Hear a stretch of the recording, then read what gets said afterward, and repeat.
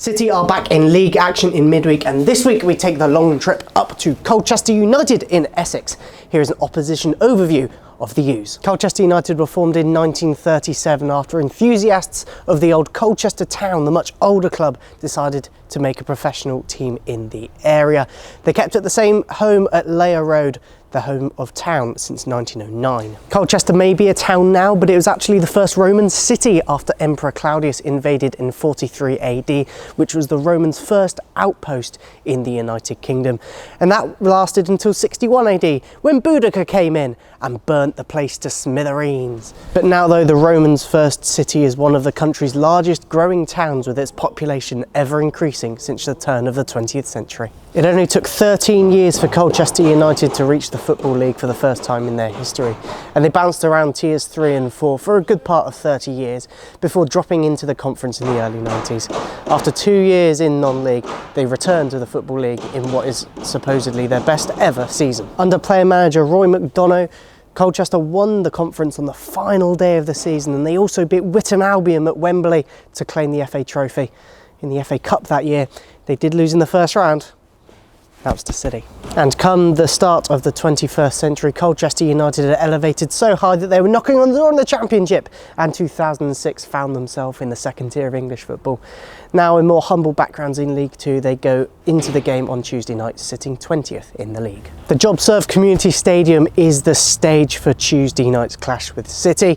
It was opened in the 2008-9 season and was curtain raised by a friendly against Spanish side Atletico Bilbao. The £40 million project replaced the old Leigh Road, which had been the home of Colchester since its formation, and has hosted a number of international games, including the England women's 5-0 win over Kazakhstan. Marching the U's into battle on Tuesday night will be former Premier League defender Hayden Mullins, who is in charge at the JobServe Community Stadium. Mullins began his career at Crystal Palace, where he played over 200 games for the Eagles, twice winning the Player of the Year and captaining his boyhood side in South London.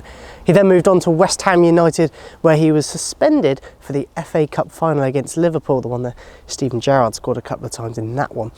And then he moved on to Portsmouth, where he again missed out on the FA Cup, losing to Chelsea in the final. As a manager, though, he moved to Watford under-23s to begin his career on the touchline. Twice he has been interim manager of the Hornets, but now he's in his first full-time post as a senior manager at Colchester. This week's one to watch is Freddie Sears. The experienced striker has already got 6 goals to his name since signing in the summer, and this is his 3rd spell at Colchester United. He started his career at West Ham United, breaking through, scoring 2 goals for the senior side before a host of loan spells. And those loan spells include the likes of Coventry City, Scunthorpe United and latterly Colchester United, where he made his first spell. He signed permanently for the U's a year later, and after 200 appearances for Ipswich Town, the winds brought him back to Essex, where he signed in the summer. Since Colchester's promotion to the Football League, the two teams have met 85 times, scoring 229 goals. Exeter City have had the lion's share of the wins, but Tuesday's opponents are always capable of a result in what is usually a cagey affair, despite last season's double, including that famous 6-1 win here at the Park. And altogether, City have won 34 times, and there have been 28 draws and Colchester wins apiece. Tickets for Tuesday's game can only be bought direct from the Colchester United website. We have a handy step-by-step guide on how to do this by following the links on ours.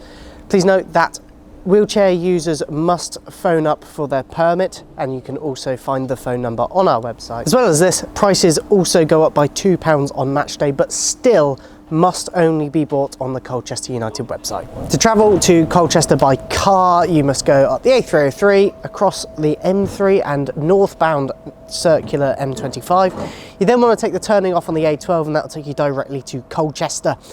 On the trains, though, it will take about 4 hours, and you want to get the train up to Paddington, change over to London Liverpool Street, and then there is a train direct to Colchester from there. And the stadium is about 10 minutes away from the station. And please note that Grecian travel is not available for this week's trip to Colchester.